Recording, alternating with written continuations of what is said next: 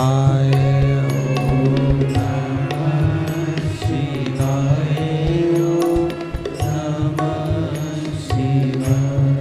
भोला नमः शिवाय, गौरा नमः शिवाय। भोला नमः शिवाय, गौरा नमः शिवाय। भोला नमः शिवाय, गौरा नमः शिवाय।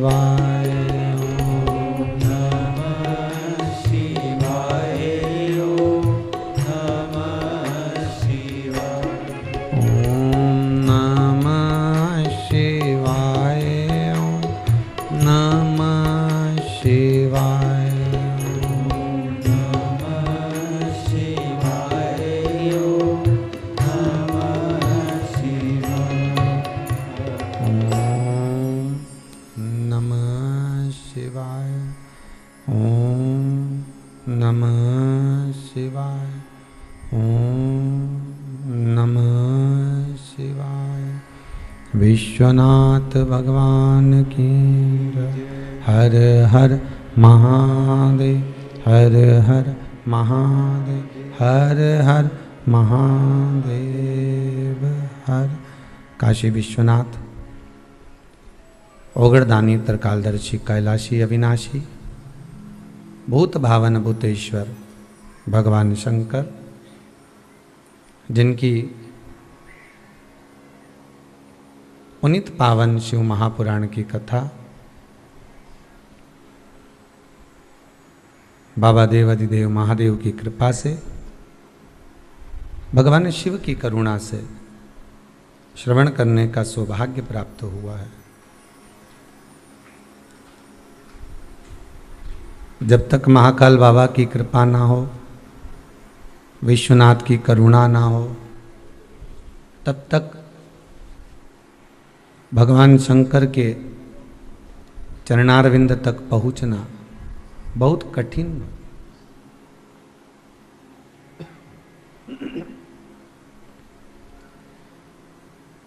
शिव कृपा करते हैं तब जाकर कहीं हम भगवान की अविरल भक्ति की ओर पहुंच पाते।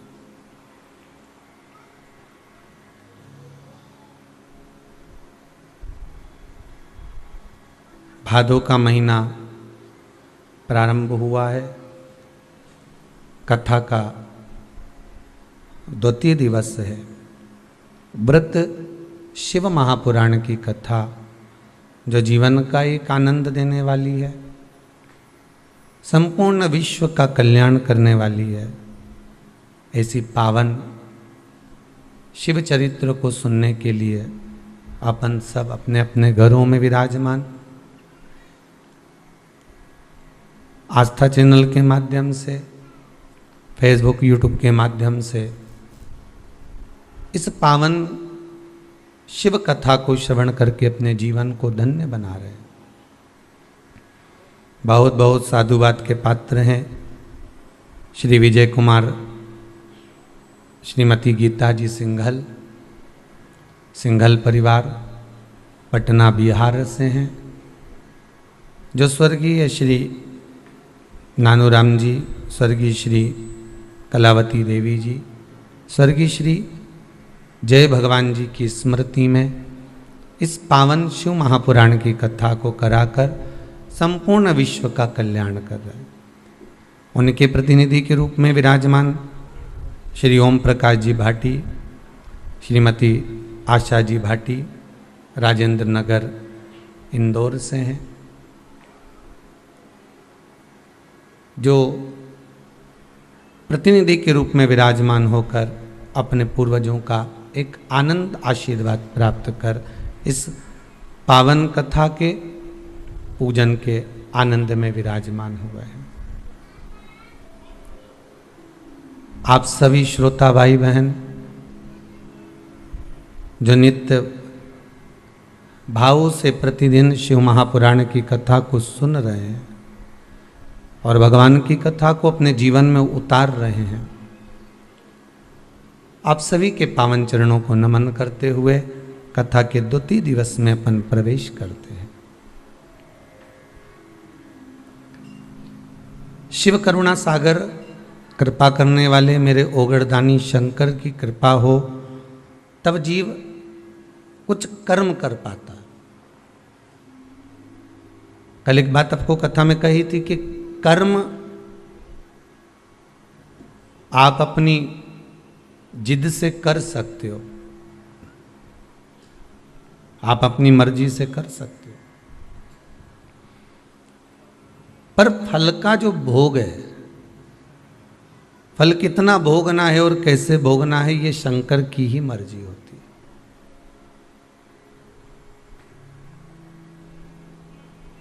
कभी कभी मनुष्य अहंकार के अंदर आकर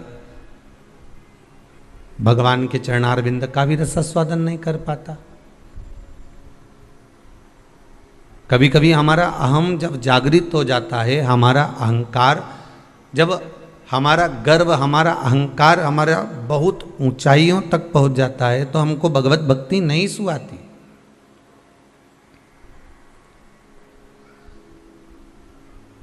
मकान के छत पर खड़े हो जाओगे तो तुम्हें मकान दिखाई देगा क्या? आपका खुद का मकान जम के तो बोलो। जितने लोग आस्था पर कथा सुन रहे हो और फेसबुक यूट्यूब पर श्रवण कर रहे हो, अगर आप छत पर खड़े हो गए, अपने घर की छत पर खड़े हो गए और अपने घर की छत पर खड़े होकर क्या आप मकान देख सकते हो? सामने से नहीं देख पाओ। मकान कब देख सकते हो? जब आप इस छत से उतरकर नीचे जाओगे और नीचे जाने के बाद बाहर निकलोगे। बाहर निकलने के बाद आप देख पाओगे कि ये हमारा मकान का फ्रंट है, ये हमारा मकान है। बोलो सही है कि गलत है? अब ऊपर छत पर खड़े हो और नीचे क्या हो रहा है, मकान कैसा है, मकान में अंदर कमरे कितने हैं, क्या हो रहा है, आप देख नहीं सकते। उसी तरह अहंकार की सीढ़ियों पे से चढ़कर जब हम अहंकार की छत पर चढ़कर खड़े हो जाते हैं, अभिमान की छत पर जब हम पहुंच जाते हैं, तो हम अपने भीतर झांक नहीं पाते कि अंदर हमारे क्या हो रहा है, कि हमें अभिमान कितना ऊंचा ले गया कि हम अंदर झांक ही नहीं पा रहे।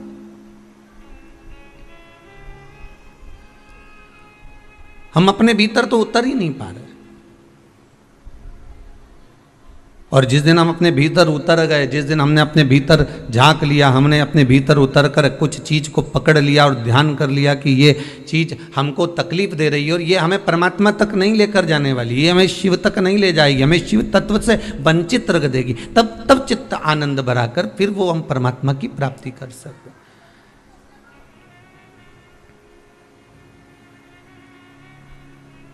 अपने भीतर के हमने अवगुण नहीं देखे हैं, हम अपने भीतर के अवगुण नहीं देख पा रहे। हम तो जगत के अवगुण देख लिए। हमारी जीजी आई थी ननन भाई राखी पे, हाओ 10-10 रुपए का रुमाल लिए और आ गई। और मैंने तो इनसे कहा था, काय को 500 रुपए दिया है, 50-50 रुपए दे देते बस, और क्या। उनका छोरा छोरी के भी 100-100 दे दिया ना, उनके भी 500-500 दे दिया ना, उनके 1000 दे दिया ना, उनके ऐसा कर दिया। अब राखी एक बार आई है और ये अगली राखी तक प्रपंचा चलने वाला है।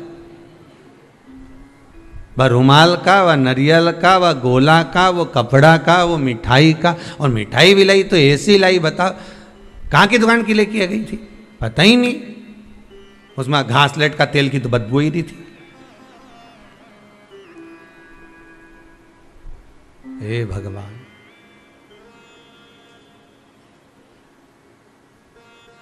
अब वो तो आई तो रुमाल भी लाई, नारियल का गोला भी लाई ने, श्रीफल भी लाई ने, नारियल के साथ में राखी भी लाई और मिठाई भी लाई।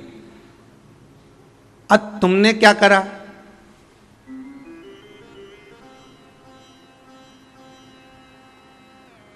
चलो एक बात आज आपसे कोई पूछे, आपसे कोई पूछे कि सरल भाषा में आपसे किसी ने पूछ लिया कि जी जब बहन भाई के घर में राखी बांधने के लिए आती है, जब बहन भाई के घर रक्षाबंधन पर आती है, तो मिठाई क्यों लाती है? वो नारियल लाए, गोला लाए, ना लाए, रुमाल लाए, ना लाए, पर मिठाई तो लाती है।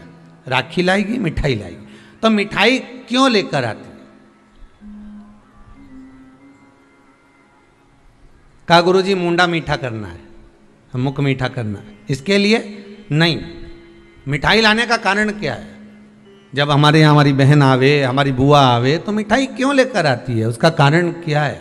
ये तो अब पकवान अब हो गए कि आप लड्डू ला रहे हो, ने पेड़ा ला रहे हो। पहले तो घर से बना कर ले जाती थी, हलवा बना कर ले गई, सीरा बना के ले गई, घर का लड्डू बना के ले गई, नहीं तो गुड़ की खोड़ी बना कर ले जाती थी, है कुछ ना कुछ लेकर चली। तो अर्थात शास्त्र कहता है कि आखिर मीठा क्यों लेकर आई है, उसका कारण क्या है? मिठाई क्यों लेकर आई है बहन? बहन मिठाई जो लाई है वो भाई को खिलाने के लिए लाई है, पर मिठाई लेकर जो अंदर प्रवेश करी है उसका कारण केवल मुख मीठा कराना नहीं है। उसका कारण केवल एक है कि जैसे जीजी मिठाई लेकर आपके घर में पहुंची है, वो भाभी को, वो भैया को, वो अपने घर के एक एक बंधु को, एक एक भतीजे को ये दर्शाना चाहती है कि जब तक बहन तुम्हारे यहाँ रहे तुम्हारे मुख मीठा रहना चाहिए। उसके आने से तुम्हारा मुख भगोने जैसा नहीं होना चाहिए, तपेले जैसा नहीं होना चाहिए। उसका मुख मीठा हो जाए, आपकी वाणी मीठी रहे, आपका हृदय मिष्ठान से परिपूर्ण रहे। और जब मुख मीठा होगा तो जीवन का एक आनंद अपने आप उत्पन्न हो जाएगा। यहाँ मिठाई की मूलता उससे नहीं है, यहाँ मिठाई की मूलता आपकी मिठास से।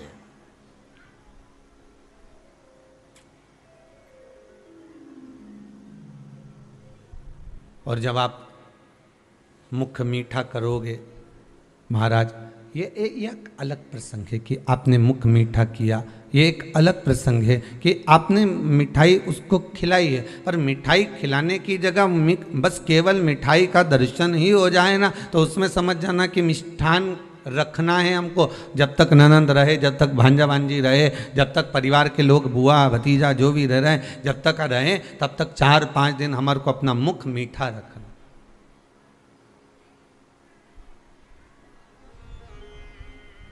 वस्तुओं से रक्षाबंधन का त्यौहार नहीं है, वस्तुओं से रक्षाबंधन का कोई उत्सव नहीं है।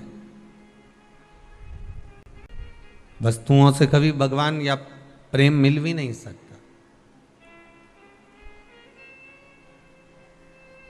उसको मैंने सोना की अंगूठी दिलाई, उसको मैंने ये दिलाया, और आप सोचो कि कुछ दिलाकर अगर आप प्रेम प्राप्त करना चाहोगे तो वो प्रेम नहीं मिलेगा।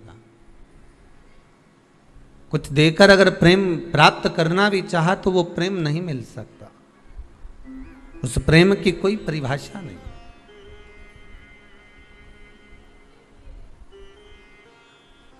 लेन देन से कभी कुछ प्राप्त नहीं हुआ है। प्रेम की परिभाषा है कि हम उससे कुछ प्राप्त ना करें, हम तो केवल अपना हृदय, अपना चित्त, अपनी वृत्ति हम दे दें। अपने भीतर से थोड़ा सा अहंकार जिस दिन हमने निकाल दिया, अपने भीतर से थोड़ा सा अभिमान हमने सामने लाकर प्रकट कर दिया, अपने भीतर का, दूसरे का नहीं। हम दूसरे पर तो तुरंत कह देते हैं।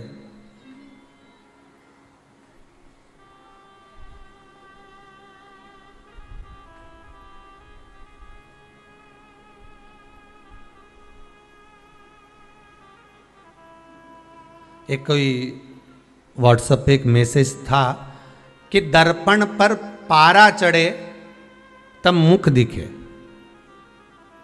और किसी को मुख दर्पण में देखने का कह दो तो आदमी का पारा चढ़ जाए, व्यक्ति का पारा चढ़।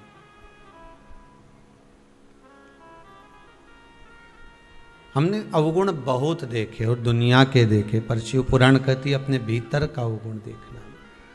अपनी अपनी गलतियों को जरा रोज प्रतिदिन 4-5 गलती रोज निकालो, अपनी प्रतिदिन निकालना अपनी गलती। 5 गलती तो कम से कम रोज की निकालो कि आज मैंने कौन कौन सी गलती करी, आज मैंने उसको अपशब्द कहा, आज मैंने अपने भीतर कल कथा में था कि उपवास अगर करना है, व्रत अगर करना है तो केवल शरीर से नहीं करना, अपने मन से भी हमको व्रत करना कि मैं कुछ गलतियां ना छाट पाऊं, किसी के भीतर कोई ऐसी चीज ना देखूं कि मेरे व्रत खंडित हो जाए।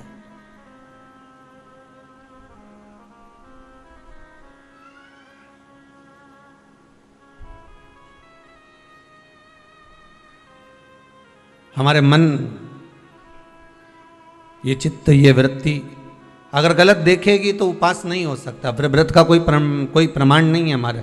कितना सुंदर कहा है माताओं के लिए भी और पुरुष वर्ग के लिए भी कि जब जब आप किसी व्रत को करते हो, एकादशी का व्रत करो, चाहे प्रदोष का व्रत करो, चाहे पूर्णिमा का व्रत करो, चाहे चतुर्थी का व्रत करो, चाहे तीज का व्रत करो, चाहे हरताली का व्रत करो, छोटी तीज, बड़ी तीज, सतुआ तीज, तुम्हारी मर्जी पड़े, छठ का, आदि आदि जितने भी व्रत बताए, उस व्रत में एक चीज आप किताब में जरूर पढ़ना, आपके पास तो व्रत की किताबें होंगी, उन किताबों में पढ़ना, उसमें लिखा है कि एकादशी का व्रत करो तो रात्रि को जागरण करो। बोलो लिखा कि नहीं लिखा? भगवान का भजन करो। प्रदोष का व्रत करो तो प्रदोष के दिन जागरण करो। पूर्णिमा का व्रत करो तो पूर्णिमा के दिन जागरण करो। हरताली का व्रत करो तो हरताली का जागरण करो। तीज का व्रत करो तो तीज का जागरण करो। क्यों लिखा कि जागरण करो? क्यों लिखा कि भगवत भजन करना है? जिस दिन तुम्हारा व्रत रहे उस दिन तुम्हें भगवत भजन करना, उस दिन रात्रि का जागरण करना। उसमें यह नहीं लिखा कि रात भर आपको भजन, उसमें तो लिख दिया जागरण करना। जागरण का मतलब क्या होता है कि भगवान की भक्ति में डूब जाना, संसार की वस्तुओं में नहीं, आसक्तियों में नहीं, तृष्णा में नहीं, लोभ में नहीं, हमें परमात्मा के चरणों में डूब जाना है। रात्रि भर हमें उसका स्मरण करके सोना है। भले आप आधा घंटा सोएं, ये भी नहीं कहते कि पूरी रात तुम बैठ के मंजीरा बजाओ, सीताराम सीताराम करते, और तुम्हारे बस का है भी नहीं रिजी जी हो, फालतू की बात हम कह भी नहीं और तुम सोचो कि कर लो तो तुम करो भी नहीं हो, कहीं का बोल देते हो। हाँ ये जरूर है कि कहीं का महाराज बोल दे कि बस रात भर मंजीरा बजा के सीताराम कहेगी तो हंडा जरूर निकलेगा, तो तुम जरूर कर लोगे, फिर कर सकते हो। पर वैसे कहीं का कह दे तुमसे कि फिर ये क्रम हो, बहुत मुश्किल।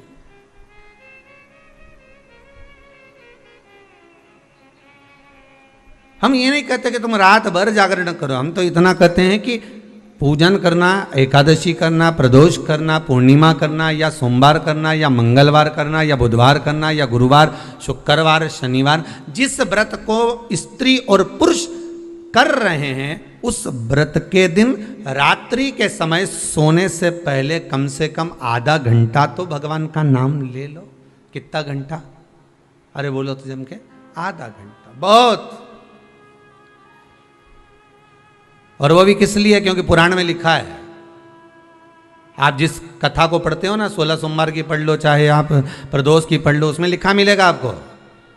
किस किसने पढ़ी है? आस्था चैनल पर जितने लोग सुन रहे हैं अपने हृदय पर हाथ रख कर पढ़ना कि प्रदोष की कथा अगर आपने पढ़ी होगी, एकादशी की कथा पढ़ी होगी, द्वादशी की जिस भी कथा को आपने पढ़ा होगा, सोमवार, मंगल, बुध, गुरु, शुक्र, शनि, उसमें लिखा है रात्रि का जागरण करो। जागरण हम ये नहीं कहते कि पूरी रात करो, आप तो बस केवल आधा घंटा भी कर लोगे ना तो भगवान स्वीकार कर लेगा। पर काय से करना जागरण? शरीर से नहीं। काय से करना? निर्मल मन सो मोहि पावा, मोहि छल छिद्र कपट ना भावा। मन से करिए। हम भगवान को दुनिया की सारी वस्तु देते हैं पर भगवान को हम मन नहीं दे पाते। मंदिर में खड़े होकर भी हमको बेटा बेटी से बात करे, पत्नी पति को फोन लगाए, पति पत्नी को फोन लगाए, सास बहू को लगाए, बहू सास को लगाए, भतीजा भतीजी को लगाए, बहन भाई को लगाए, तो भी मंदिर में पूजन कर रही है और फोन आ गया तो भी कह देगी मुझे तेरी बड़ी याद आ रही हो। अब भगवान के चरणों में बैठी भगवान की पूजन कर रही, भगवान की अर्चना कर रही, भगवान से निवेदन कर रही, और फोन लगाकर दूसरे से करे कि मुझे तेरी याद आ रही, तो भगवान को कितना बुरा लगेगा? कितना बुरा लगेगा कि बेटी मेरे पास में है।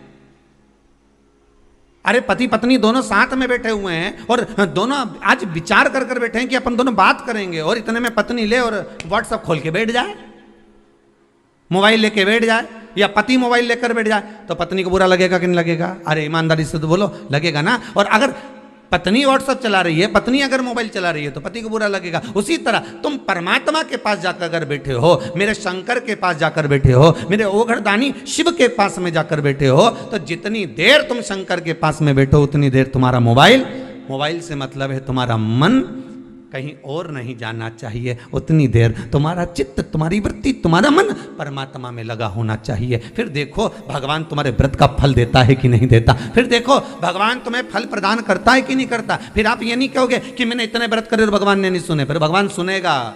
भगवान कहते हैं कि व्रत तो करती है पर मन नहीं लगाती है, भोग तो लगाती है पर भाव से नहीं जिमाती है।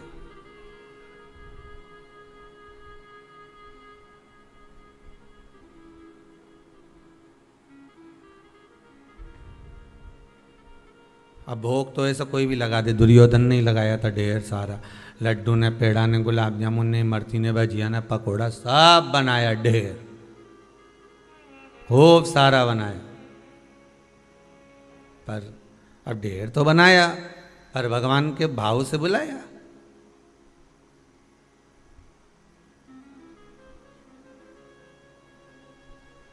कि भक्तों के घर भी सांवरे आते रहा करो, दर्शन के नैन बांवरे दर्शन दिया करो। कहते हैं प्रेम से प्रभु छिलके भी खा गए,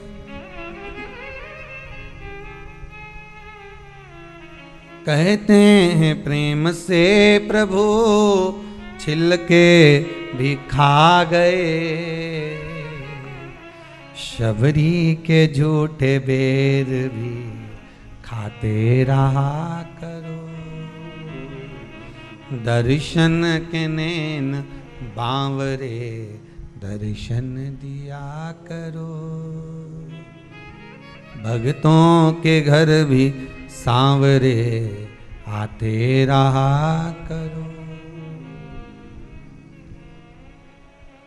भाव चाहिए भगवान को। आपका धन दौलत संपदा सत्ता वैभव ये कुछ भी परमात्मा को नहीं चाहिए, आपसे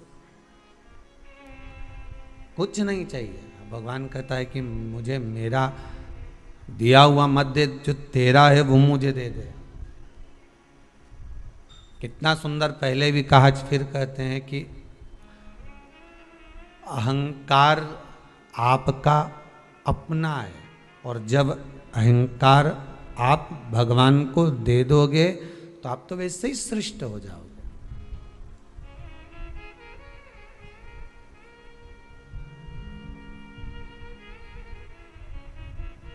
एक संत ने बड़ी सुंदर बात की। एक बहुत सुंदर वैश्या, बहुत सुंदर, अति रमणीय, बड़ी सुंदर,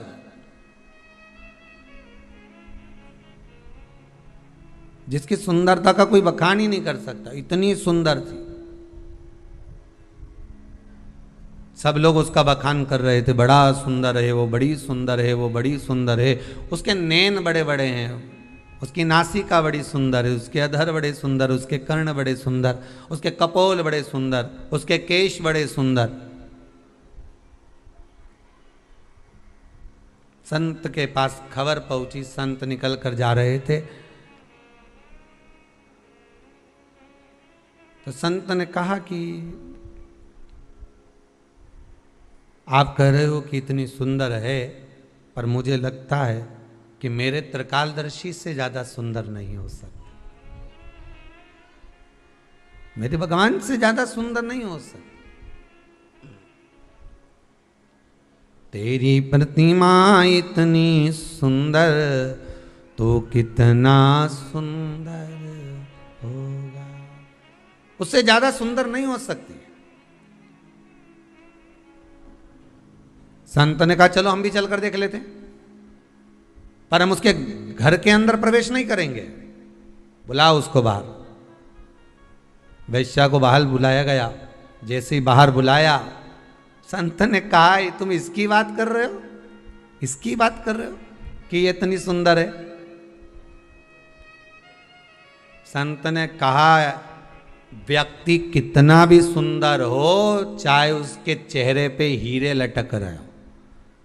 संत बोला पर इसकी जो परछाई है वो तो काली ही है।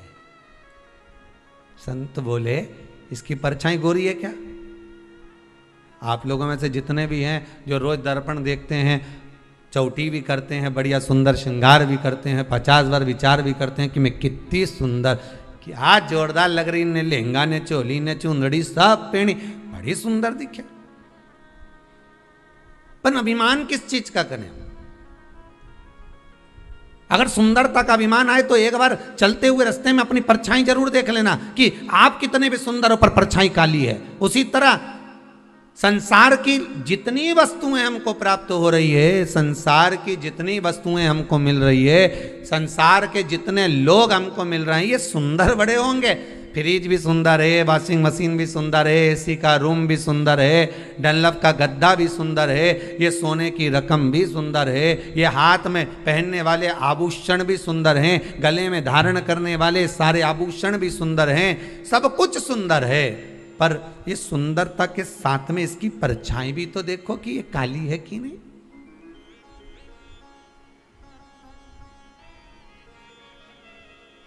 इस सुंदरता में दुख भी है, इसमें कालोच भी है, इसमें परछाई भी है। तो कहा परछाई किसकी नहीं दिखती। एक समय, एक पल, एक घड़ी, एक क्षण प्रतिदिन हर मनुष्य को प्राप्त होता है जिस समय पर मनुष्य की परछाई नहीं दिखती है।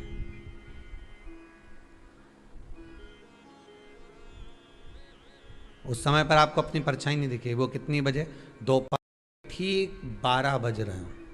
कितने? जम के बोलिए जरा। आपकी घड़ी के आगे पीछे हो सकता है, अगर घड़ी आगे पीछे होगी तो भले परछाई दिख जाएगी, पर ठीक अभिजीत मुहूर्त में ठीक दोपहर के 12 बज रहे हो और सूर्य तुम्हारे मस्तक पर होगा, उस समय पर परछाई दिखेगी क्या? नहीं। सूर्य थोड़ा सा भी पीछे हुआ, आगे हुआ तो परछाई दिखेगी, पर ठीक सूर्य तुम्हारे मस्तक पर होगा तो परछाई नजर नहीं आएगी। शिव महापुराण की कथा कहती है जिस समय पर तुम्हारे मस्तक पर सूर्य होता है उस समय पर परछाई नहीं दिखती, उस समय पर केवल तुम ही नजर आते हो, उस समय पर केवल तुम ही रह जाते हो। उसी तरह जिस समय पर तुम्हारे मस्तक पर शंकर की कथा, शिव महापुराण और शंकर के चरण विराजमान होते हैं, तब व्यक्ति को कुछ नजर नहीं आता, केवल महादेव ही नजर आता है, केवल शिव ही नजर आता है, कोई दूसरा नहीं दिख सकता, कोई परछाई नजर नहीं आ सकती।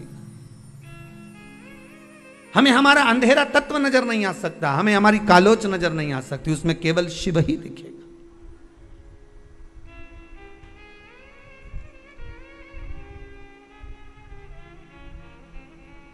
उसके सिवाय कोई दूसरा नजर नहीं आएगा। अगर नजर आएगा तो केवल एक शंकर ही नजर आएगा, केवल एक शिव, उसके सिवाय कुछ नहीं।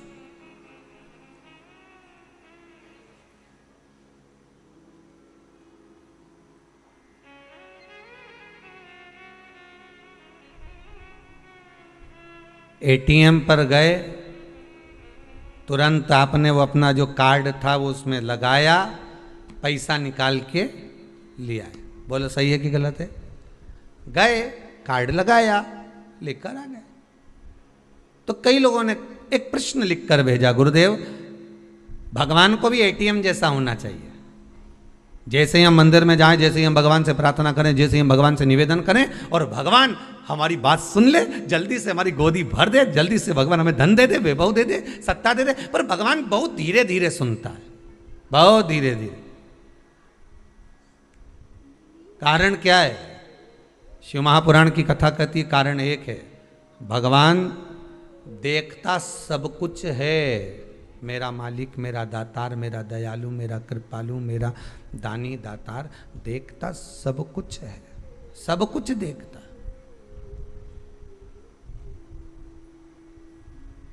पर फैसला देर से देता है। देखता है वो। तुम्हारे केवल एक 2-4 दिन तुम व्रत कर लो, 2-4 सोमवार के व्रत कर लो, उसमें तुम सोचो कि भगवान हमारी मनोकामना पूर्ण कर दे। कई कई माताएं ऐसी हैं हर साल संकट सोमवार करती हैं, हर साल 16 सोमवार करती हैं।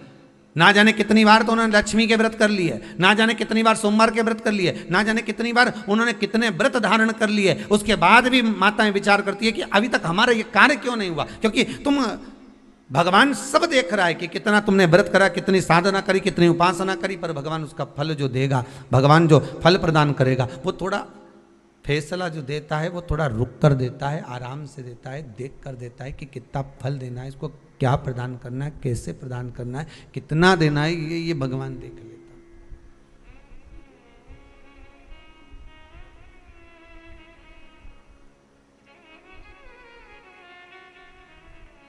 वो जो दे रहा है बस सोच कर विचार कर प्रदान करने में वो देरी नहीं करता, वो देता है। भोले नाथ सुनो मेरी अर्जी सुनो त्रिपुरारी, आया आया में शरण तिहारी। भोले नाथ सुनो मेरी अर्जी सुनो त्रिपुरारी,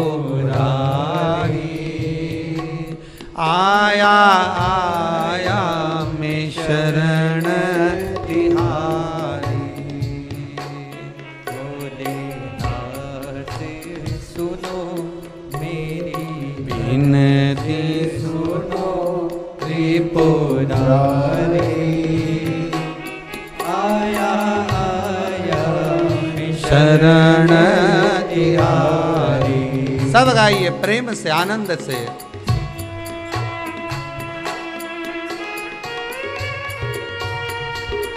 शंभो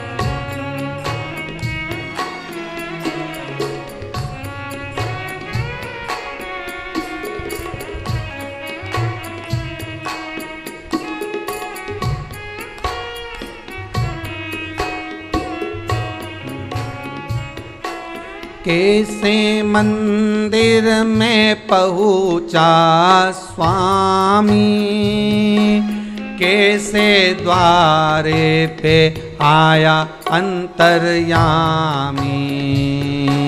कैसे मंदिर में पहुँचा स्वामी, कैसे द्वारे पे आया अंतर्यामी। लड़खड़ा में रहा घबरा में रहा त्रिपुरारी, आया आया में शरण तिहारी। भोलेनाथ सुनो मेरी अर्जी सुनो त्रिपुरारी, आया आया में शरण तिहारी, आया आया में शरण तिहारी, आया